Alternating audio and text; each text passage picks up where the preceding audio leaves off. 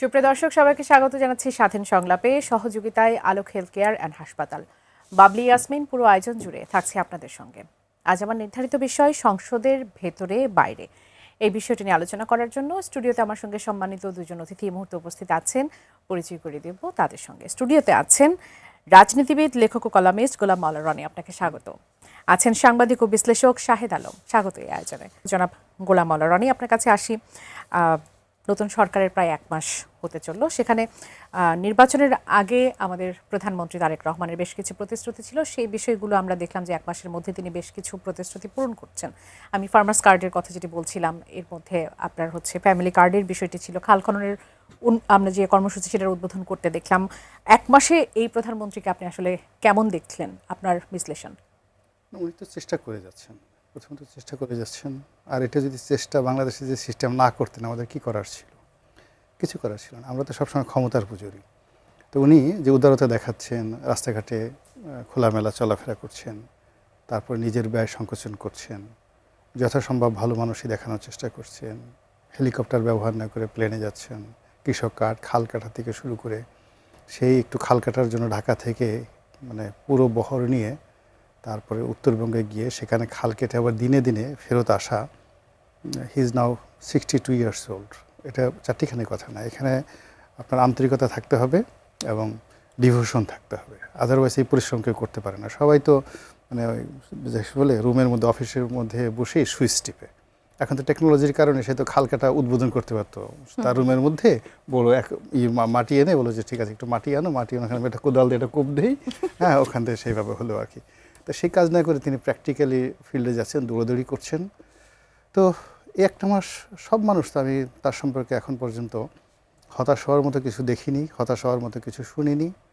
কিছু আতেল আছে আমাদের মতো, যারা সব কিছুর মধ্যেই নেতিবাচক দিক দেখে, তারা হয়তো ভিন্ন কথা বলছেন এবং এটা বলবে, এবং এটাই রাজনীতির সৌন্দর্য। কেননা যে কোনো সাউন্ডই, শব্দই আসলে বিফলে যায় না। তো সেই অর্থে সরকার চেষ্টা করে যাচ্ছে। এই আর যেটা হলো যে আমরা যে কারণগুলোতে খুব ভয় পাচ্ছি হলো 15 বছরের যে অব্যাহত যে ডিস্ট্রাকশন, আইনশৃঙ্খলা ডিস্ট্রাকশন, বিচার ব্যবস্থা, তারপরে ফাইন্যান্স, অর্থনীতি, কর্মসংস্থান, শিল্পায়ন, এবং এটা আবার ডক্টর মোহাম্মদ ইউনূসের জমানাতে আরও ম্যাসিভ খারাপ অবস্থায় গেছে। এবং ওই সময়টাতে এরা সবাই খুব মিথ্যা কথা বলেছে, মিথ্যা কথা বলেছে। স্বয়ং ডক্টর ইউনূস থেকে শুরু করে প্রত্যেকটা লোক এক একজন একেবারে কথাশিল্পী। এমন সুন্দরভাবে তারা মিথ্যা কথা বলেছে যে সারা দেশ দুধ এবং নহরে ভাসছে। তো সেই দিক থেকে নতুন সরকার আছে, আমি মনে করি তাদের উচিত হলো যে অর্থনীতি এবং যে অন্যান্য যে জায়গাতে রাষ্ট্র ব্যবস্থাপনায় তারা যে সমস্যাগুলো মোকাবেলা করছে সেইগুলোর ব্যাপারে খোলামেলা জাতিকে জানানো এবং বলানো। তাতে করে হয় কি যে একটা ট্রান্সপারেন্সি থাকবে। কিন্তু এখন সরকার যেভাবে চলছে তাতে অবস্থা দৃষ্টি মনে হয় সমস্ত ক্রেডিট শেখ হাসিনার। এর কারণ হলো এত সুন্দর একটা অর্থনীতি রেখে গেছে যে ইচ্ছা মতো আপনি 20,000 কিলো খাল কাটছেন। এই খাল তো লন্ডন থেকে টাকা আনা হয়নি, আমেরিকা থেকে টাকা আনা হয়নি। এই টাকা তো আমাদের রাষ্ট্রীয় টাকা, কোষাগারের টাকা। তো সেই টাকা আয়দার ইউনূস সাহেব দিয়ে গেছেন অথবা শেখ হাসিনা দিয়ে গেছেন, নাহলে টাকা আসবে কোত্থেকে? আছে গেল এত কৃষক কার্ড দেওয়া হচ্ছে, এত ফ্যামিলি কার্ড দেওয়া হচ্ছে, 50 লাখ লোককে প্রতি মাসে 2,500 টাকা করে দেওয়া রাষ্ট্রীয় ভাণ্ডার থেকে। রাষ্ট্রে যদি টাকা না থাকে, টাকা তো যাকে বলা হয় কোত্থেকে আসবে? অর্থনীতির দিক থেকে আমরা নানা ভয়ের কথা বলছিলাম এর আগে, যে সামনে হয়তোবা দুর্দিন আসছে, সামনে হয়তোবা 4 কোটি মানুষ বা 6 কোটি মানুষ, এই কথাগুলো আয়দার মিথ্যা কথা। কি আসলে এখন মূল ব্যাপার হলো এটা সরকারকে প্রমাণ করতে হবে, বলতে হবে। এই কথাগুলো যদি মিথ্যা কথা হয় তাহলে আলটিমেটলি সবাই বলবে যে না, ইউনূস সাহেবই ভালো ছিল বা শেখ হাসিনাই ভালো ছিল। আলটিমেটলি সব কিছুই আগের সরকার ওখানে চলে যাবে। তা আমার কাছে যেটা মনে হচ্ছে যে সরকার যদি ট্যাক্টফুল হতো, তাহলে খরচের খাতের তুলনায় যদি আয়ের খাতটা প্রথম কয়েকটা মাস দেখাতো, বেশি আয় করতে হবে, এই সমস্যা আছে, এই সমস্যা আছে, তারপরে ধীরে ধীরে আস্তে আস্তে ছাড়লে মানুষ খুশি হতো যে আমি কাজ করতে চাই, কিন্তু আগের সরকার সব ফুকলা করে গেছে, আগের সরকার সব নিয়ে গেছে। তাহলে এগুলো অনেকটা ডিপ্লোম্যাটিক হতো। কিন্তু এখন যেভাবে রাজভাণ্ডার থেকে টাকা বেরোচ্ছে আর যেভাবে খরচ হচ্ছে, তাতে মনে হয় যে তো ওখানে টাকার বস্তা রেখে যাওয়া হয়েছে। বস্তাটা কে রাখলো, বস্তাটা কে রাখলো আসছে। আমি একটু শাহেদ ভাইয়ের কাছ থেকেও একটু জানতে চাইবো, এই নতুন সরকার এবং প্রধানমন্ত্রী হিসেবে তারেক রহমানকে আপনি 1 মাসে আসলে কেমন দেখলেন, কিভাবে মার্কিং করবেন? আমি তো বললে যেটা বলতে চাই সেটা হলো যে রনি ভাইয়ের সাথে মিলিয়ে সদিচ্ছা, আহ, সদিচ্ছার সর্বোচ্চ ধাপটা আমরা দেখতে পাচ্ছি। আপনি দেখেন 28 দিনের সরকার, এই 28 দিনের সরকারে আমরা এরকম কোনো প্রধানমন্ত্রী পেয়েছিলাম কিনা যার সামনে যে আমরা দাঁড়াই এবং তাকে পিএম ভাইয়া বলে সম্বোধন করতে পারি কিনা, এবং তার সামনে দাঁড়ানোর আগ দিয়ে দাঁড়ানো তো দূরের কথা, ওই রাস্তার চৌহদ্দির মধ্যে থাকা নাই। বিশেষ করে রমজানের যে ভোগান্তি ঢাকা শহরের মানুষ যখন ঘরে ফেরার তাড়না থাকে তখন দেখা যাচ্ছে যে আধা ঘন্টা 1 ঘন্টা ধরে রাস্তা বন্ধ করে রাখা, সেই জায়গাটা তিনি প্রথম এইটা করার চেষ্টা করেছেন। নিজের গাড়িতে পতাকা ব্যবহার করছেন তো না, এবং তার যে গাড়ির বহর কমিয়ে ফেলেছেন, তার যে প্রোটোকলের মানুষ কমিয়ে ফেলেছেন, এগুলো দৃশ্যমান। আমি যেটা বলছি, একটা সাধারণ মানুষের যে জীবনযাপন, এক টি শার্ট পরে গেটস পরে খাল কাটতে নেমে গেলাম, তারপরে ওই এমন না খুব দামি স্যুট টাই পরে, আমার মধ্যেও নাই, একেবারে একটা সাদা শার্ট পরে কিভাবে অফিস করা যায় এবং ঠিক 9টার সময় অফিসে যাওয়া, সেটার জন্য আরও 1.5 ঘন্টা আগে থেকে প্রস্তুতি নেওয়া। তার যে রাজনীতির যে প্রমিস, ওয়াদাগুলো, যেমন ফ্যামিলি কার্ডের যে বিষয়টা, আমরাও ভেবেছিলাম যে হয়তো মাস 6 লাগবে এইটাকে এক্সিকিউট করতে, কিন্তু তিনি যে কথা দিয়েছেন, এবং এটা সত্য যে ফ্যামিলি কার্ড এবং তার রাজনৈতিক প্রতিশ্রুতি বাস্তবায়নের জন্য নির্বাচনের পূর্বে থেকে যেসব অপপ্রচার ছিল, যে রাগ তোর এইসব ঘোড়ার ডিম ফ্যামিলি কার্ড, হ্যাঁ, তো এই ধরনের জিনিসগুলো আবার দেখানোর জন্য তার এই ক্ষিপ্রগতির কাজ দেখানো ছাড়া উপায় ছিল না। এখন আমি বলছি বলে বাহুল্য মনে হতে পারে, কিন্তু আপনি রাস্তায় ঘাটে যান, মানুষের সাথে কথা বলেন, আপনি, আমার তো মনে হয় যে নির্বাচনের আগে তারেক রহমানের ব্যক্তি, তারেক রহমান, এখন দল এবং অন্যান্য বিষয়গুলো কেমন সেটা নিয়ে প্রশ্ন থাকতে পারে, নিশ্চয়ই দলের সবাই এ টু জেড তটস্থ, আমি জানি। এখন একটা মন্ত্রী এখনও রুলস ব্রেক করে রাস্তার উল্টা দিক দিয়ে আমরা যেতে দেখিনি, এবং তারা সকাল 9টায় কেউ অফিস করতেছে কিনা সেটি দেখতেছেন। আপনি দেখুন তো, রমজানের সময় প্রত্যেকটা জিনিসপত্রের দাম বাড়ে, পেঁয়াজ, একজনের নাম তো কাঁঠাল রানী হয়ে গিয়েছে আপনার ওই দাম, জিনিসপত্র বাড়ার বিষয়টাকে নিয়ে, ওটাকে এটা কি ধামাচাপা দিতে যেয়ে, তো রমজানে একটা জিনিসপত্রের দাম বাড়লো না। পরিবহন ব্যবস্থা যেটা আছে কিছু ভুল ত্রুটি আছে, কিন্তু চলছে। আইনশৃঙ্খলা বাহিনী, আমি বলবো যে হয়তো 80% একটা 80 ভাগ আমরা পরিবর্তন দেখছি আইনশৃঙ্খলা বাহিনীর মধ্যে, এবং আইনশৃঙ্খলার মধ্যেও রাস্তায় সেইভাবে মব হচ্ছে না, দু একটা বিচ্ছিন্ন ঘটনা ঘটছে না তা না, কিন্তু এই যে সামগ্রিকভাবে যে রাষ্ট্রের বার্তা পরিবর্তন, সেই বার্তা পরিবর্তনটা দেওয়ার জন্য তিনি একেবারে বাসরাতেই বিড়াল মারার যে ঘটনা, সেটি তিনি করতে পেরেছেন বলেই আমার দৃঢ় বিশ্বাস। এখন বিষয় হচ্ছে যে এই সদিচ্ছাটা তিনি কতদিন টেনে নিতে পারবেন, যেখানে অর্থ একটা সংকট, একটা সবচেয়ে বড় বিষয়। বিএনপির দুর্ভাগ্য, যখনই তারা দায়িত্ব নেয় তখনই কোনো ন্যাচারাল ডিজাস্টার সামনে চলে আসে। এবারও তারা দায়িত্ব নিল আর মধ্যপ্রাচ্যের একটা যুদ্ধ চলে আসলো। এখন গত 22 দিন যাবৎ রেমিটেন্স যেখানে প্রতি মাসে 2 বিলিয়ন, ওভার 2 বিলিয়ন করে আসে, গত 28 দিনে কত বিলিয়ন রেমিটেন্স এসেছে? আমার মনে হয় লেস দ্যান হাফ, কারণ তাদের তো ওখানে কাজবাজ নেই।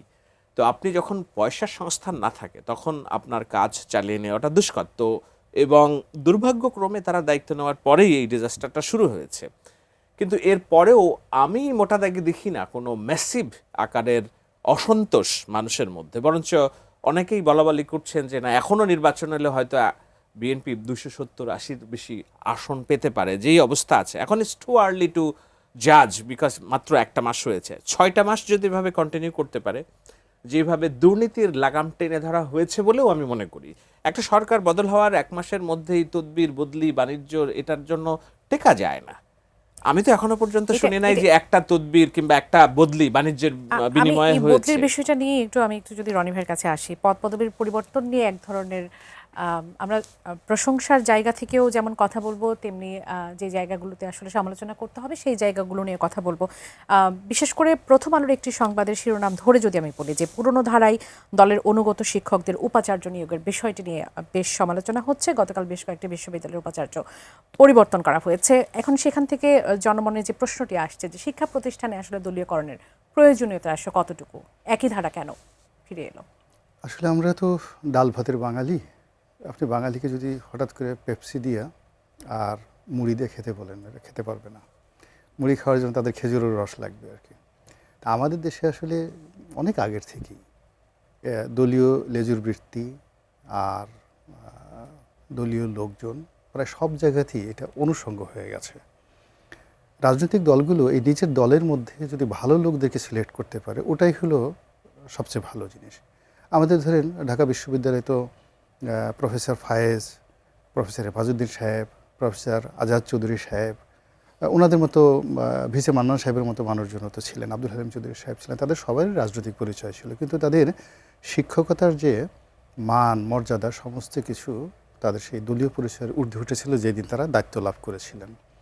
তো কাজেই এখন যে বিশ্ববিদ্যালয়ের যে উপাচার্যগুলো, যারা মানে উপাচার্যের যে পদগুলোতে যাদের মনোনয়ন দেওয়া আছে, তাদের কিন্তু আসলে প্রথমত গণতন্ত্র প্রতিষ্ঠায় তাদের একটা বিরাট ভূমিকা আছে।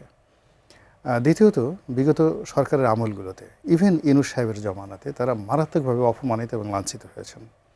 এই যে ধরুন ঢাকা বিশ্ববিদ্যালয় যে ভদ্রলোককে এখন বানানো হয়েছে, মানে রাজনৈতিক বিবেচনা আসলে তখন তারই হওয়া উচিত ছিল, that was the public demand. কিন্তু ম্যাটিকুলাস ডিজাইনের আন্ডারে কোথা থেকে একজন লোক 17 পৃষ্ঠা না 18 পৃষ্ঠা না 51 পৃষ্ঠা তার সেই বায়োডাটা ধরে এনে তাকে বসাই দিল। আমি দ্য ফার্স্ট ম্যান সঙ্গে সঙ্গে বললাম যে কাজটা ভালো হয়নি, ওনাকে দেখে ঢাকা বিশ্ববিদ্যালয়ের ভিসির মতো মনে হচ্ছে না। তো ভদ্রলোক তো 17 মাস টিকতে পারলো না, এরপরে তার কোন দেশের রাষ্ট্রদূত বানাবে। এখন যে ভদ্রলোক আসছেন, আপনি সে বিএনপি করে, বিএনপির জন্য মার খেয়েছে, সব কিছু খেয়েছে, কিন্তু আপনি শিক্ষক হিসেবে তার ঘাটতি দেখান।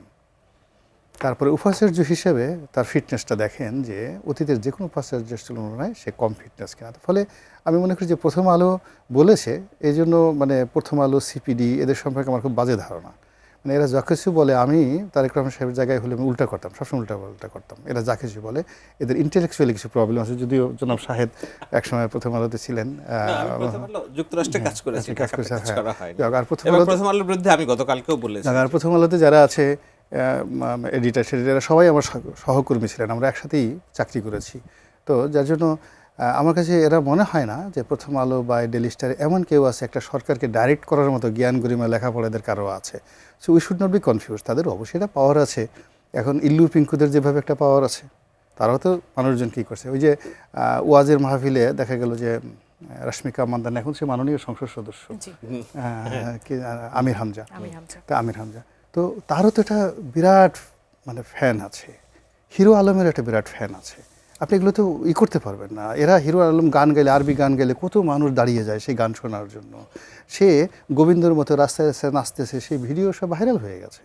তা হোয়াট ডাস ইট মিন? এখন যদি হিরো আলম বলে দেয় যে আমার কথা মতো এত লোক চলে, আমার ফেসবুকে এত লোকজন আছে, তো সেক্ষেত্রে আমার হুকুম মানতে হবে, আমার কথা মানতে হবে। তারেক রহমান সাহেব জবাব চাই, কেন আমার কথা মতো খাল কাটা হলো না বগুড়াতে? তো যার জন্য প্রথম আলো যেটা বলেছে, গণতন্ত্র অনুযায়ী তার সেটা বলতে পারে, সমালোচনা করতে পারে, যেভাবে আমি এখন প্রথম আলো সমালোচনা করছি। কিন্তু আমার দেশের বাস্তবতা হলো, যে কোনো রাজনৈতিক দল, আমেরিকা ইউরোপের তুলনায় ওরাও দলবাজি করে, কিন্তু আমাদের দলবাজি হলো আমাদের একেবারে এটা করতেই হবে। যদি না করতে পারি, আপনি দেখেন 17 বছর ধরে এই মানুষগুলো তো দলের কাছে কিছু নেননি। 17 বছর ধরে জুলুম অত্যাচার সহ্য করে কামড়ে ধরে তারা এই দলটা করেছে। এখন দল ক্ষমতায়, তারেক রহমান সাহেব প্রধানমন্ত্রী হয়েছেন, তাতে আমি যদি ভাইস চ্যান্সেলর না হই, তাতে আমার কি আসে যায়? আমাদের সবাইকে বেনিফিট দিতে হবে। যে এখন আইনশৃঙ্খলা পুলিশ কিছু করেনি, কিন্তু দেশের আইনশৃঙ্খলা ও বললো যে 80% ভালো হয়ে গেছে। কেন? বিকজ টেকনাফ থেকে তেঁতুলিয়া পর্যন্ত যতগুলো ইউনিয়ন পরিষদের মেম্বার পর্যায়ে মেসেজ চলে গেছে, ক্ষমতা আমাদের হাতে, জবাবদিহি আমাদের করতে হবে, বদনাম আমাদের হবে। মানে যারাই কয়দিন আগে মানে তাহলিং করেছে, এখন তারাই এখন আইনের আওতায় নিজেরা সেলফ সেন্সার্ড হয়ে গেছে, এবং এটাই গণতন্ত্রের সৌন্দর্য। অসংখ্য ধন্যবাদ শাহিদুল ভাই, আপনার কাছে আসি। এই প্রসঙ্গ ধরেই বলি, এই প্রসঙ্গ ধরেই আমার প্রশ্নটা হচ্ছে যে মানে ক্ষমতার পরিবর্তন হলেই সঙ্গে সঙ্গে প্রশাসনের রদবদলটা কেন করতেই হবে? যেমনটি রনি ভাই বলছিলেন যে আমাদের দেশের সংস্কৃতিটাই আসলে এরকম হয়ে গেছে, রাজনীতির সংস্কৃতি, যে করতেই হবে। 42 জেলার প্রশাসক নতুন করে নিয়োগ দেওয়া হয়েছে। এই পরিবর্তনটা মানে কেন এতটা জরুরি? পরিবর্তনটা জরুরি এই কারণে যে ধরুন আপনি যখন রাষ্ট্র ক্ষমতায় এসেছেন, আপনি তো সেট অফ প্রমিসেস আপনি মানুষের কাছে দিয়েছেন। সেই প্রমিসেসটা কি? প্রমিসেসটা হচ্ছে আমি মানুষের ভাগ্য পরিবর্তন করব, আমি বাংলাদেশকে এই জায়গায় নিয়ে যাব, এবং একটা দৃশ্যমান পরিবর্তন আমি দেখাবো উইদিন 6 মান্থ, 180 days। তো সেটা দেখানোর জন্য তো আপনাকে আপনার আপনি যাদের বিবেচনায়, এমন তো না যে ২-৫ মাসের গবেষণা, ১৭ বছর ধরে আপনি বাইরে থেকে বার্ডস আই ভিউ থেকে রাষ্ট্রটা দেখেছেন, সেখানে আপনার মাথায় কিছু আইডিয়াজ আছে এবং চিন্তা ভাবনা আছে। সেটা করতে যেয়ে আপনাকে অ্যাডমিনিস্ট্রেশনে আপনার কাজগুলোকে তুলে আনতে পারে এই ধরনের লোক দরকার। এখন দেখতে হবে যাদেরকে নিয়োগ দেওয়া হয়েছে তারা, তাদের বিরুদ্ধে কোনো গুরুতর অসৎ আচরণের অভিযোগ আছে কিনা, তাদের কোনো নৈতিক স্খলনের অভিযোগ আছে কিনা, সবাই দুর্নীতিগ্রস্ত কিনা, তাহলে আপনি বিতর্ক করতে পারেন। কিন্তু গত ১৭টা বছর যারা প্রশাসনে অবহেলিত, যারা ওএসডি ছিল, যাদের দক্ষতা যোগ্যতাকে মূল্যায়ন করা হয়নি, ১৭ বছর বাদ দিলাম, গত ২ বছরে কি হয়েছে? আপনি যে বললেন যোগ্যতার কথা, ঢাকা প্রথম আলো প্রশ্ন তুলছে ভিসি দলীয়করণ কেন করতে হবে। আচ্ছা, একটা নির্দলীয় ভিসির অধীনে আমরা ঢাকা বিশ্ববিদ্যালয়ে কি কি পেয়েছি আর কি কি হারিয়েছি? গত ২ বছরে ঢাকা বিশ্ববিদ্যালয়ের মতো প্রাচ্যের অক্সফোর্ড অথবা আমার গর্বের, আমি ২ নিজে বছরে পড়াশোনা যিনি ছিলেন করেছি, তিনি কি নির্দলীয় ছিলেন? মানে তাকে নিয়ে তো অনেক ওইটাও মানে এখন কথা হচ্ছে যে উনি তখন তো তারা ওনার প্রথম আলো পরিচয় বলেনি। লুকিয়েছিলেন বলে তো নির্দলীয় ছিলেন না, তাই না? এখন আরেফিন সিদ্দিক স্যার আমার সরাসরি শিক্ষক জার্নালিজমের, উনিও তো দলীয় ছিলেন, কিন্তু ওনার অধীনেই তো ঢাকা বিশ্ববিদ্যালয়ের যত গুপ্ত রাজনীতির, ছাত্র শিবিরের রাজনীতির, ডানপন্থার রাজনীতির উত্থান ওনার অ্যাডমিনিস্ট্রেশনেই তো হয়েছে। এবং তারা কেউ দলীয় হিসেবে প্রচার করে না আনলেস আনটিল ডাকসু ইলেকশন আমরা সামনে নিয়ে এসেছি। এখন ডাকসু ইলেকশন দিয়ে আমি বলবো 40 থেকে 60% গুপ্তের পরিচয় আমরা সামনে পেয়েছি, এখনো 50-40% গুপ্তরা রয়ে গিয়েছে। তো এখন ঠিক আছে, তাদের কি থাকার অধিকার নেই বিশ্ববিদ্যালয়ে? অবশ্যই অধিকার আছে, কিন্তু পরিচয় লুকিয়ে থাকার তো কোনো যৌক্তিকতা নেই। সেই জায়গায় যাদেরকে নিয়োগ দেওয়া হয়েছে তাদের দলীয় পরিচয় থাকতে পারে, কিন্তু যখন আপনি দায়িত্বে আসছেন, বিশ্ববিদ্যালয়ে সবার অভিভাবকের জায়গা, স্পিকার যেমন দল থেকে পদত্যাগ করেছেন, ডেপুটি স্পিকার দল থেকে পদত্যাগ করেছেন, একটা দলের স্থায়ী কমিটির সদস্য চারটেখানি কথা না। এবং এই পদত্যাগটা না করলেও এমন কোনো মহাভারত অশুদ্ধ হতো না, কিন্তু শুধুমাত্র এইটা হচ্ছে জেস্চার, আমি বললাম যে সদিচ্ছা, এই জেস্চার দেখানোর জন্য এখন ওনারা দলের সাথে কাজ করেছেন, দলের বিভিন্ন রকম গণতন্ত্রের জন্য যে লড়াই সংগ্রাম করেছেন, এটি তো আপনি লুকিয়ে ফেলতে পারবেন না। আমি যে গণতন্ত্রের জন্য লড়াই সংগ্রাম করেছি আপনি তো লুকিয়ে ফেলতে পারবেন না, তাই না? এখন আমি যদি বলেন যে নাও শাহেদ আলম বিএনপি পক্ষে, এখন ওকে, তাহলে কি আমার সমস্ত অর্জন, সমস্ত ত্যাগ কি, এটা কি নস্যাৎ হয়ে যাবে? না, আমারও অধিকার আছে এই রাষ্ট্রের ভালো মন্দ নিয়ে কথা বলা, কাজ করা। সুতরাং সেই জন্য কি পুরস্কৃত করা হচ্ছে তাদেরকে নানাভাবে? অ্যাবসলিউটলি, মানে পুরস্কৃতর বিষয়টা কি, এমন তো আমি বললাম তো যে কোনো অযোগ্য লোককে পদায়ন করা হয়েছে কিনা সেটা দেখতে হবে, কিন্তু শুধুমাত্র দলীয় সমর্থন আছে দেখে আপনি, এবং তারা এত বছর বঞ্চিত নিগৃহীত, তাদেরকে আপনি বাইরে রাখবেন দেশ সেবার সুযোগ থেকে, সেটাও তো হতে পারে না, সেটা আনজাস্টিস। এবং আমি বলার চেষ্টা করছি যে না, দায়িত্ব নেওয়ার পর তিনি দলীয় আচরণটা করছেন নাকি, সেখানে যদি হয় আমরা কথা বলবো, রনি ভাইরা কথা বলবে, প্রথম আলো কথা বলবে, সবাই কথা বলবে। কিন্তু আমি যেটা বলার চেষ্টা করছি যে 36 পৃষ্ঠার যোগ্যতা সম্পন্ন লোকের দিয়ে রাষ্ট্রে কি হতে পারে সেটা তো আমরা হাড়ে হাড়ে টের পেয়েছি। সারা বিশ্বের শান্তির দূত হিসেবে পরিচিত একজন মানুষের রাষ্ট্র ব্যবস্থাপনায় দেশে কতটা অশান্ত হতে পারে সেটা তো আমরা দেখেছি। সো আমাদের এই যে 36 পৃষ্ঠার যে যোগ্যতা এবং বৈশ্বিক যে স্বীকৃতি, সেটা যদি আপনার অভ্যন্তরীণভাবে কোনো কাজে না আসে, তো আমরা তো দেখলামই অনেক রথী মহারথীদেরকে দিয়ে রাষ্ট্র পরিচালনার আরেকটু সুযোগ। সম্পূরক প্রশ্ন করতে ইচ্ছে করছে। সুতরাং আমরা দেখি না একটু যে যারা দলভাবে পরিচিত কিংবা খুব বেশি সিভিটিভি নাই, তারা কেমন রাষ্ট্র পরিচালনা করতে পারে? দোষের তো কিছু নাই, তাই না? আচ্ছা, একজন দর্শক আছেন, তিনি প্রশ্ন করতে চান, তার প্রশ্নটা নিয়ে আসতে চাই। দর্শক স্বাগত জানাই, কে বলছেন, কোথা থেকে বলছেন, আপনার প্রশ্নটি করবেন। আসসালামু আলাইকুম। ওয়ালাইকুম সালাম, শুনতে পাচ্ছি আপনাকে। আমি পিন্টু দুয়ারি পটুয়াখালী থেকে বলছি। জি, প্রশ্ন করবেন। আমার প্রশ্নটা আছে দুজন অতিথির কাছে। এই যে বহির্বিশ্ব যুদ্ধের কারণে পেট্রোল পাম্পগুলোতে পেট্রোল পাওয়া যাচ্ছে না, ঠিক আছে, সিলিন্ডারের দোকানে গ্যাস পাওয়া যাচ্ছে না, তো আবার বাসায় আসলে দেখা যায় বিদ্যুৎ এই ঘন্টায় ঘন্টায় আসা যাওয়া করে। তো এই যে সমস্যাগুলো, সরকারও তো নতুন, তো এটা কিভাবে তারা সমাধান করবে, এটাই হচ্ছে প্রশ্ন। অসংখ্য ধন্যবাদ পিন্টু তিওয়ারি, আপনি থাকুন আমাদের সঙ্গে। বিরতির পরে এসে নিশ্চয়ই আপনার প্রশ্নের উত্তরটা নেব। আমি একটু ছোট করে যদি সায়দার ভাই যেটা বলছিলাম যে সম্পূরক একটা প্রশ্ন একটু জানতে ইচ্ছে করছে যে একেবারে আমরা শেখ হাসিনার সরকারের সময়টা বাদ দিয়ে মাঝে যে 18 মাসের সময়টার কথা যদি ধরি, আমরা সে সময় তো জানতাম যে এই সরকারে যারা আছে তারা হচ্ছে নিরপেক্ষ। তাহলে সেই হিসাবটার আসলে এখন কি ব্যাখ্যা দাঁড়াচ্ছে? তারা কি মাঝে যেরকম কথা উঠেছিল যে না এটা এখানে অনেক কিছু ভাগাভাগি ছিল, জামাতের কিছু ছিল, বিএনপি ছিল, তাহলে কি সেটা আসলে ভাগাভাগির মতো ছিল প্রশাসনের বিভিন্ন জায়গায়? এটা ভাগাভাগি আমি বলবো না, ভাগাভাগি বলার চেষ্টা করেছে তারা এবং তাদের নেওয়া সুবিধাভোগীরা, কিন্তু এটা ভাগাভাগির জায়গা ছিল না। মোস্টলি এই সরকারের বিগত যে 2 বছরের সরকার, দেখুন আমি একেবারেই যদি অন্ধভাবে বলি যে তারা ডক্টর ইউনূস খুব খারাপ এটা ওটা, তাহলে ওইটাও সত্যের অপপ্রলাপ হবে। যে একটা নির্বাচন অন্তত তিনি দিয়েছেন সকল রকম সংশয় এটার বাইরে রেখেও, এবং সেই নির্বাচনে একজন প্রাণহানি হয় নাই। নির্বাচনের পরে সারা বাংলাদেশের ইতিহাসে অতীতে যত নির্বাচন হয়েছে সংখ্যালঘু নির্যাতন হয়েছে, এবারে মনে হয় হিস্টোরির একমাত্র নির্বাচন যে একজন সংখ্যালঘু নির্যাতিত হয় না। এটার ক্রেডিট যতটা ইউনূস সরকারের, তার চেয়ে বলবো আমি যে রাজনৈতিক দলগুলোর, বিশেষত বিএনপির। এখন কিন্তু তাদের যে প্রশাসন, অ্যাডমিনিস্ট্রেশন, এই যে ইসলামী ব্যাংকের একজন পরিচালককে আজকে সরিয়ে দেওয়া হলো, তো উনি তো জামায়াত নেতা শফিকুল আলম মাসুদের সাথে উনি কিভাবে নির্বাচন কন্ট্রোল করবেন সেটা নির্বাচনের আগে ভাইরাল হয়ে গিয়েছিল, তাই না? উনি একটা মাত্র এক্সাম্পল। কিন্তু আপনি দেখেন এই বিশ্ববিদ্যালয়গুলোর কথা বলেন, প্রশাসনের কথা বলেন, ডিসি, পুলিশ, এমন কোনো হেন জায়গা নেই। এটা ভাগাভাগি হয় না, এটা আসলে পুরা আমি বলবো যে জামায়াত এবং ধর্মীয় উগ্রপন্থার যে উগ্রপন্থীকরণ, সেইটার সর্বোচ্চ চূড়ান্ত পর্যায়টা তারা দেখিয়েছে। এখন আমরা এবং তার যে ফলাফল আমরা দেখেছি, আমার মনে হয় 2 বছরে অন্তত শতাধিক মব এবং ডিস্ট্রাকটিভ মব, এমন না যে এমনি মব আন্দোলন করছে না, ডিস্ট্রাকটিভ, যেটা আমরা প্রথম আলো আচ্ছা আজকে ওই যে প্রেস সচিব শফিক সাহেব বলছেন যে এটা যেন জাদু, ইউনূস চলে গেল আর বাংলাদেশে আর কোথাও আন্দোলন মপটপ নাই। এটাও তো দেখতে হবে যে না, রাষ্ট্রের মাথা যিনি, মূল কথা হলো অ্যাপ্রোচ।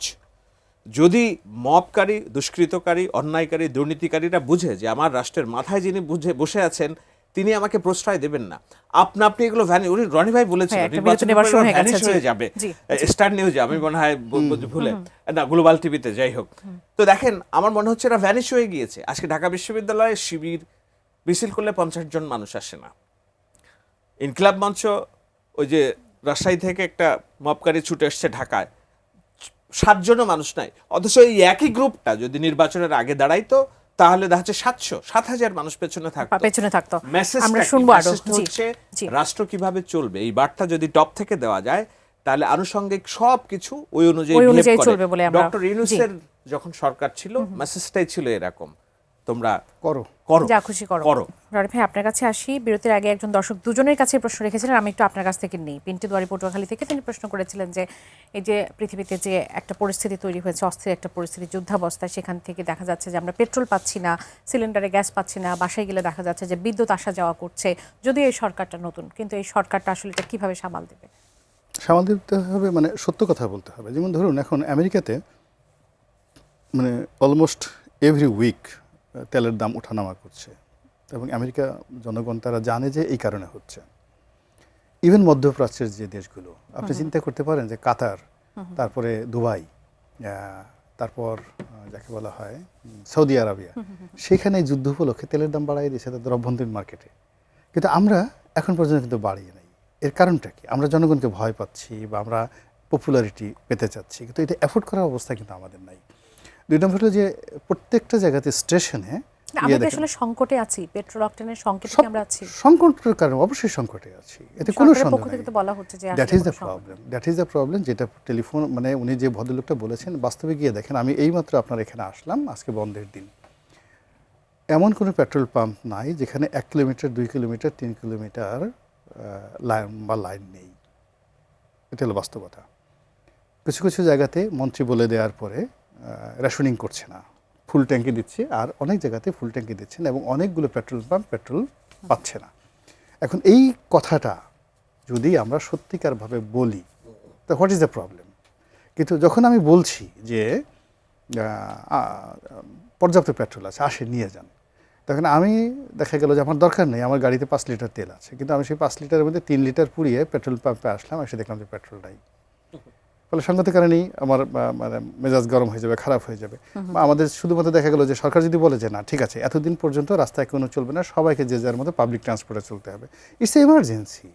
তো এমার্জেন্সির সময় আমরা সব কিছুই করতে পারি, যে না এখন সরকার ভর্তুকি দিচ্ছে এই পেট্রোলে, এখন আমরা 100 এত টাকা করে দিচ্ছি, আমাদের খরচ আছে 160 টাকা আন্তর্জাতিক বাজারে, আমরা এটা প্রাইভেটে দিতে পারবো না, এটা শুধুমাত্র পাবলিক ট্রান্সপোর্টে দেওয়া হবে, আপনারা যারা এখানে আছেন তারা পাবলিক ট্রান্সপোর্টে যাতায়াত করেন। এতে সরকারের কোনো ক্ষতি হবে না, কিন্তু তা না করে যদি সবার পক্ষ থেকে যদি বলা হয় কোনো সমস্যা নেই, কিন্তু মানুষ যখন এসে দেখবে যে শুধু সমস্যা, পাহাড়ের সমস্যা, তখন আর সরকারের প্রতি তার ট্রাস্ট থাকবে না, বিশ্বাসটা থাকবে না। আমার আরেকটি প্রশ্ন নিয়ে একটু করতে হয়, কারণ আজ 17ই মার্চ বঙ্গবন্ধু শেখ মুজিবুর রহমানের 106তম জন্মবার্ষিকী। সেটি নিয়ে নানান আমরা জানি যে বঙ্গবন্ধু শেখ মুজিবুর রহমানের কন্যা বাবাকে নানাভাবে বিভিন্ন জায়গায় ব্যবহার করে সেই সময় তাকে যে পর্যায়ে নিয়ে গেছে, গণ অভ্যুত্থানের পরবর্তী সময়ে আমরা ততটাই তাকে ছুঁড়ে ফেলতে দেখে গেছি। কিন্তু বাংলাদেশের ইতিহাস প্রশ্নে, মুক্তিযুদ্ধ প্রশ্নে শেখ মুজিবুর রহমানকে কি অপ্রাসঙ্গিক করা সম্ভব কিনা? প্রশ্নই আসে না। তাকে মানে যে বলা হয় 1000 বছরের বাঙালি, মানে এখানে আসলে কোনো বছর নির্ধারিত হয় না। বাংলাদেশের ইতিহাসে বঙ্গবন্ধু শেখ মুজিবুর রহমান একজনই, এর কোনো বিকল্প নেই। এখন জিয়াউর রহমান সাহেবকে আপনি মূল্যায়ন করতে পারেন, বঙ্গবন্ধু যেমন মিলিটারি জিনিয়াসনেস ছিল না, কিন্তু জিয়াউর রহমানের মিলিটারি জিনিয়াসনেস আছে, সেটা ভিন্ন।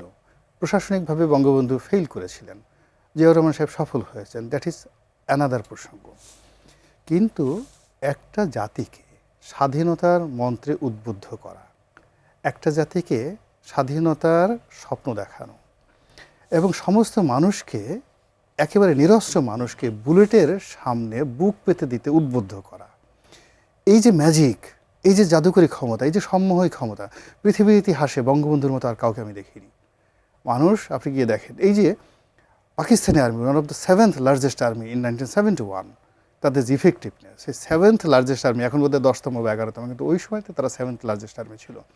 সেই আর্মির সামনে 7ই মার্চ তারিখে যেভাবে মানুষ আসছে, আর যে ভাষণ তিনি যেভাবে দিয়েছেন, যে কথা যেভাবে দিয়েছেন, আমরা যদি এই মানুষটিকে তার কর্মের মূল্যায়ন না করি, আমরাই ছোট হয়ে যাব। সে আমাদের মতো সাধারণ নন, তিনি আমাদের মানে আমাদের অনেকের পরিচয় বহনকারী সিমটম, কাজেই এ ডিগ্রি। বঙ্গবন্ধু শেখ মুজিবুর রহমান বাঙালির একটা ডিগ্রি, আমাদের পরিচয়ের একটা সত্তা, আমাদের আত্ম উপলব্ধির একটা জায়গা। সেই জায়গাটা যদি আমরা ধ্বংস করি, ধ্বংস করলে ডক্টর ইউনূসও ভালো থাকবেন না, তারেক রহমান সাহেবও ভালো থাকবেন না, কেউ আমরা ভালো থাকবো না, সবাইকে তার প্রাপ্য দিতে হবে। খুব কম সময় পাচ্ছি। সাধারণ ভাই, দুটো বিষয় নিয়ে জানতে চাইবে, দর্শক প্রশ্ন নিয়ে একটু জানতে চাইবে এই সরকারের জন্য এটা সামালতে কতটা কঠিন হবে, আমি ছোট ছোট করে একটু নিব। আর দ্বিতীয় প্রশ্নটাও জানতে চাইবো, সংসদে যখন আমাদের বাংলাদেশ প্রসঙ্গে, মুক্তিযুদ্ধ প্রসঙ্গে আলোচনা হয়, তখন শেখ মুজিবুর রহমানের নামকে আমরা বাদ দিয়ে আলোচনা আপাতত করছি, সেটা আপনি করাটাকে কিভাবে দেখেন আসলে? দেখুন, আমি এই শেষ প্রশ্নটার উত্তরটা দেই আগে। রনি ভাই যেটা বললেন, তাকে বলা হয় 1000 বছরের শ্রেষ্ঠ বাঙালি। 1000 বছরের শ্রেষ্ঠ বাঙালি বিবিসির একটা জরিপের নাম করে একটা নাম দেওয়া হয়েছে। ওই জরিপটা কিভাবে করা হয়েছিল, আমি তখন বিবিসিতে কাজ করতাম ওই সময়টাতে, আমি জানি ট্রিক্সটা কি, সুতরাং আমি এই পদবি নিচ্ছি না। কিন্তু তারপরেও আমি মনে হয় অ্যাক্টিভিস্ট এবং সাংবাদিকদের মধ্যে যারা হাসিনা বিরোধী আন্দোলন করেছে, আমি একমাত্র ব্যক্তি সম্ভবত যে কোনো দিনের জন্য শেখ মুজিবুর রহমানকে অশ্রদ্ধা করে কথা বলিনি। কিন্তু এটা তো ঠিক যে তার নাম করে বাংলাদেশে অনাচার হয়েছে, বাংলাদেশ রাষ্ট্রকে মরে মরে প্রত্যেকটা জায়গায় জায়গায় তার স্ট্যাচু বানানো হয়েছে। মানুষকে ঘৃণার প্রদর্শনের জন্য হয়তো তখন বোতল ছুঁড়ে মারতে পারতেছিল না, কিন্তু গাড়িতে যেতে যেতে ঘৃণাটা থুতু মারার জন্য এরকম একটা রাষ্ট্র ব্যবস্থা তারা করেছিল। এবং 5 আগস্টের অভ্যুত্থানের পর, ঠিক আছে, অব্যাহত পরেই তাকে নিয়ে যেসব স্ট্যাচু ভাঙা হয়েছে, 32 নম্বর ভাঙা হয়েছে, আমিও মনে হয় একমাত্র ব্যক্তি যে বলেছি না, 32 নম্বর ভাঙা দিয়ে তুমি ইনসাফের রাষ্ট্র করতে পারবা না, it's a part of history. এখন আমি যখন বলেছি তখন আমি কালচারাল ফ্যাসিস্ট হয়ে গিয়েছি। আমি যখন বলেছি আমার রাষ্ট্রের সমস্ত যেসব লিডার আছে, ইনক্লুডিং শেখ মুজিবুর রহমান, জিয়াউর রহমান, মৌলানা ভাসানী, জেনারেল ওসমানী, ওনাদেরকে ফাউন্ডিং ফাদার্স মর্যাদা দিয়ে একটা জায়গায় রাখতে, তখন আমি কালচারাল ফ্যাসিস্ট হিসেবে টিএসসিতে আমাকে জুতাপেটা করা হয়েছে। সো এত নিগ্রহের শিকার হওয়ার পরও আমার যে মৌলিক জায়গাটা, সেই জায়গা থেকে আমি বিচ্যুত হই নাই। উনি একটু বাড়তি শ্রদ্ধা দেখাচ্ছেন, আমি নির্মোহ জায়গা থেকেই বলছি। কিন্তু যেই জায়গাটা দরকার ছিল সেটা হলো যে এই যে মত প্রকাশের স্বাধীনতার যে জায়গাটা, আজকে শেখ মুজিবুর রহমানের জন্মদিবস নিয়ে যতগুলো পত্রিকা, যতগুলো লেখা হয়েছে, কেউ কি কাউকে বাধা দিয়েছে যে তুমি কেন এটা লিখছো, তুমি পত্রিকা কেন শেখ মুজিবকে কেন গ্লোরিফাই করছো? কেউ তো করে নাই। আমি বরঞ্চ দেখেছি মানুষ খুশি হয়েছে, লাভ চিহ্ন দিয়েছে, লাইক দিয়েছে। বরঞ্চ আলবার্টোর এবং ইউনুসের আমলে যে উদ্ভব হয়েছিল এই যে একটা বাহিনী, তারা কোথাও যেন মিলিয়ে গিয়েছে। মানে গালি দিয়ে আক্রমণ করা হ্যাঁ হ্যাঁ, মিলিয়ে গিয়েছে। তো এখন আজকে তো আমি ডাকসুর নেতা বলেন আর ইনকিলাব মঞ্চ বলেন, কেউ তো বলে নাই যে ওই পত্রিকা জ্বালায় দাও, পুড়ায় দাও। প্রেস সেকশনস থেকে তো পত্রিকা অফিসে ফোন দিয়ে বলে নাই। আপনিও যে বললেন বঙ্গবন্ধু আপনার কুশপুত্তলিকা দাহ তো কেউ করার ঘোষণা দেয় নাই। সো এতটুকু স্বাধীনতা মানুষ চেয়েছে, এতটুকু সহনশীলতা বাংলাদেশ রাষ্ট্রে ছিল না 17 বছর, এমনকি ইউনুসের 2 বছর। সেই কারণেই তো আপনি কখন ফ্যাসিস্ট হয় একটা রাষ্ট্র ব্যবস্থা, কখন স্বৈরাচার হয় রাষ্ট্র ব্যবস্থা, যখন এই বিরোধী মত প্রকাশের জায়গাটাকে আপনি সংকুচিত করে ফেলেন। এখন আজকে শেখ মুজিবুর রহমানের জন্মদিন বলে আমি যদি বলি হ্যাপি বার্থডে, তাতে কি আমার সব জাত ধাত ধর্ম চলে যাবে? কিন্তু ভাবখানা এমন। আবার শেখ মুজিবকে আমি দেবতা বানিয়ে একেবারে রাষ্ট্রের জাতির পিতার চেয়েও, মানে আদম জাতির আদম আলাইসাল্লামের চেয়েও বড় জায়গায় যদি আমি অধিষ্ঠিত করার চেষ্টা করি, সেটাও তো মেনে নেবে না মানুষ, তাই না? তো এইসব অনাচারগুলো হয়েছে। আমরা চেয়েছি এই বৈষম্যটা চলে যাক, ইনসাফের রাষ্ট্র হোক। যে ইনসাফের রাষ্ট্রের কথা এখন বহুত প্রচলিত, আমি বলি না, আমি বলি যে এইটা সাম্যের রাষ্ট্র হোক। হ্যাঁ, তো বৈষম্যহীন রাষ্ট্র হোক। তো সেই বৈষম্যহীন রাষ্ট্রে ঠিক আছে, আপনি বঙ্গবন্ধুকে শ্রদ্ধা করেন, শ্রদ্ধা জানাবেন, বঙ্গবন্ধু বলবেন। আমি বলবো যে বাংলাদেশের রাষ্ট্র গঠনে তার ভূমিকা আছে, শেখ মুজিবুর রহমান। কিন্তু জিয়াউর রহমান হচ্ছে পাকিস্তানের চর ও কুলাঙ্গার, আর আমার পিতাই হচ্ছে সব, এটাই আমার বাপের দেশ। এটা ঠিক না। এই রাষ্ট্র, এটা তো আমরা চাই নাই, তো তাই অবশ্যই না। না? তো সেই রাজনীতি ফেল করেছে বাংলাদেশ। আমরা চাই না এই রাজনীতি আবার ফিরে আসুক। রনি ভাই, আপনার কাছে আসি। তত্ত্বাবধায়ক সরকার ব্যবস্থা ফিরল সংবিধানে, আগামী নির্বাচন থেকে কার্যকর, সেটি আমরা জানি। আমার প্রশ্ন হচ্ছে, আমাদের যে রাষ্ট্রপতি আছেন তাকে আরও 1 বছর রাষ্ট্রপতি রাখতে চায় বিএনপি, এমন শিরোনামে একটা খবর এসেছে। সেখানে বলা হচ্ছে যে বিএনপির কয়েকজন নেতা নিশ্চিত করেছেন যে এখন যদি কোনো নিজেদের রাষ্ট্রপতি তারা নিয়োগ দেয়, তাহলে তত্ত্বাবধায়ক সরকারের সময় যখন আসবে তখন তাদের রাষ্ট্রপতির মেয়াদ শেষ হয়ে যাবে। সুতরাং তাদের যুক্তি হলো এখন এই রাষ্ট্রপতিকে রেখে 1 বছর পর রাষ্ট্রপতি থাকলে তারা সেই তত্ত্বাবধায়ক সরকারের উপর একটা চাপ রাখতে পারবে। তাহলে তত্ত্বাবধায়ক সরকার ব্যবস্থাটা আসলে কি দাঁড়ালো?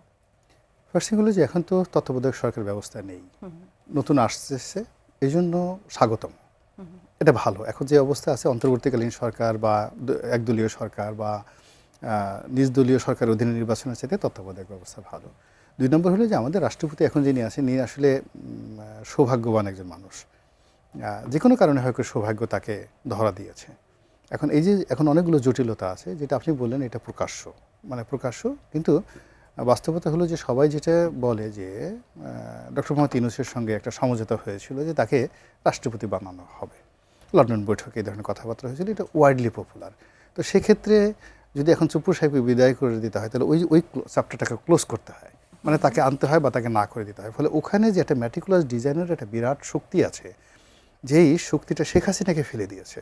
তো যে শক্তিটা শেখ হাসিনাকে ফেলে দিয়েছে, ঢাকার শহর উত্তাল করে ফেলেছে, তাদের আর্মস আছে, অ্যামুনিশন আছে, টাকা আছে, পয়সা আছে, এবং তারা সরাসরি গেরিলা যুদ্ধ করার ঘোষণা দিয়েছিল। সেই শক্তিটা তো ভ্যানিশ হয়ে যায় নাই। কিন্তু সেই শক্তি তো রাষ্ট্রপতিকে ফেলেও দিতে পারলো না। না, সেই শক্তিটা রাষ্ট্রপতিকে তারাও ফেলতে চায় নাই, তারা রাষ্ট্রপতিকে টার্গেট করেনি। এখন যেটা চাচ্ছে যে নতুন সরকার যেটা আসছে, নতুন সরকার তার ক্ষমতাটা সুসংহত করতে চাচ্ছে এবং কারোর সাথে কোনো কন্ট্রাডিকশন অ্যান্ড কনফ্লিক্টে তারা যেতে চাচ্ছে না। তারা এখন ডক্টর ইউনূসকে বানাতেও চাচ্ছে না, বানাতেও পারছে না, বা রিফিউজও করতে চাচ্ছে না। এই জন্যই তারেক রহমান সাহেব খুব ঘোরাফেরা করছেন, ঘোরাফেরা করে তার ক্ষমতা সুসংহত করছেন, নিজেকে পপুলার করার চেষ্টা করছেন, জনগণের ভালোবাসা পাওয়ার চেষ্টা করছেন, এবং ইটস এ পলিটিক্স। ওকে, অসংখ্য ধন্যবাদ শাহিদুল ভাই। আপনার কাছে ছোট্ট করে একটু জানতে চাইবো, সংসদের শোক প্রস্তাব নিয়ে নানান ধরনের আলোচনা সমালোচনার জন্ম হয়েছে। সেখানে বেগম খালেদা জিয়া সহ জুলাই যোদ্ধাদের প্রসঙ্গ এসেছে, কিন্তু সেখানে আবার মুক্তিযুদ্ধ বিরোধী শক্তির কয়েকজনের নাম এসেছে, যেটি নিয়ে এখন সমালোচনা হচ্ছে যে বিএনপি তো আসলে মুক্তিযুদ্ধের পক্ষের শক্তি, তাহলে বিএনপি কেন সেটি নিয়ে প্রতিবাদ করলো না, বা বিএনপির অবস্থানটা আসলে কি হওয়া উচিত ছিল, তারা কেন সম্মতি জানালো না? ঠিক আছে, এই সমালোচনা কারা করছে আমি জানি না, সমালোচনা আছে। আপনাকে দেখতে হবে যে যেই সংসদের প্রধান বিরোধী দল ৭১-এর পরাজিত শক্তি, সেই সংসদের লাটাই বা সেই সংসদের নিয়ন্ত্রণ আছেন একজন বীর বিক্রম মুক্তিযোদ্ধা। তো যারাই আছে সংসদে তাকে তো মাননীয় স্পিকার মানে কথা বলতে হবে এবং তার ওই রুলিং মানতে হবে। চৌকিদারির মধ্যে থাকতে হবে এবং উনি ওই চৌকিদারি করার জন্য তো কারোর উপর সমীহ করছেন না, উনি মুখের উপর বলছেন যে আপনি এইভাবে করতে পারবেন না, ওইভাবে করতে পারবেন না। তো সুতরাং এটাও তারেক রহমানের পলিটিক্স, আপনাকে দেখতে হবে যে আপনি অভিযোগ করতে পারেন বিএনপির বিরুদ্ধে, কিন্তু তারেক রহমান এটাই তো করেছেন যে যেই সংসদের প্রধান বিরোধী দল জামাত সেই সংসদের লাটাই নেতা বানিয়েছেন একজন বীর মুক্তিযোদ্ধাকে। সুতরাং সমালোচনা করার অনেক জায়গা আছে, কিন্তু আপনি যখন রাষ্ট্র চালাবেন তখন আমি তো মনে করি যে রাষ্ট্র পরিচালনা ইজ অ্যান আর্ট। আপনি সেই আর্টটাকে কতটা ব্যালেন্স করে করতে পারবেন যেখানে আপনার সাপ মরবে লাঠিও ভাঙবে না। জনগণ রাজনৈতিক দল হিসেবে জামায়াতকে একটা সাইজেবল আসন দিয়ে সংসদে পাঠিয়েছে, আপনি তো এটা ইগনোর করতে পারবেন না, আপনি তাদেরকে ডিনাই করতে পারবেন না। এই সাইজেবল জনসংখ্যা তো আমাদের মুক্তিযুদ্ধের সময়ও ছিল এবং আজকেও তারা আছে। তো একটা বিশাল সংখ্যক মানুষকে আপনি রাষ্ট্র পরিচালনা কিংবা সমীহর বাইরে রেখে কিংবা তাদেরকে নির্মূল করার রাজনীতি মনোবাসনা নিয়ে আপনি যে আগাতে পারবেন না, তার সবচেয়ে বড় প্রমাণ তো শেখ হাসিনার রাজনীতি, তাই না? সুতরাং অর্থাৎ সেই ব্যালেন্সটাই আসলে জনাব তারেক রহমান করছেন। ব্যালেন্সটা আমি ওই জন্য বলছি যে অসংখ্য আর্ট ধন্যবাদ। অফ জি। মানে ব্যালেন্সটা আপনি কিভাবে করবেন ওটাই আপনার পারদর্শিতা। এখন উনি কতটা করে নিতে পারেন আপাতত দেখছি তো করছেন, দেখা যাক ভবিষ্যতে দেখা যাক। কি হয়। জি, অসংখ্য ধন্যবাদ আপনাদের দুজনকে আমাদের আয়োজনে যুক্ত হবার জন্য। ধন্যবাদ। দর্শক, এতক্ষণ আপনারা যারা ছিলেন আগামী স্বাধীন সংলাপ দেখার আমন্ত্রণ জানিয়ে আজ এখান থেকে বিদায় নিচ্ছি। সঙ্গে থাকার জন্য অসংখ্য ধন্যবাদ। শুভরাত্রি।